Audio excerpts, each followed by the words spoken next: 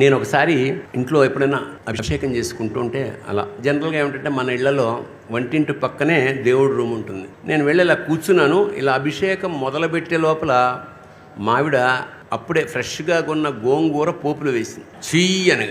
అనగానే తెలుసు కదా, గోంగూర మంచి కారం దంచి వేసి కొడితే అలా పోపు రాగానే నోట్లో నీళ్లు ఊరాయి.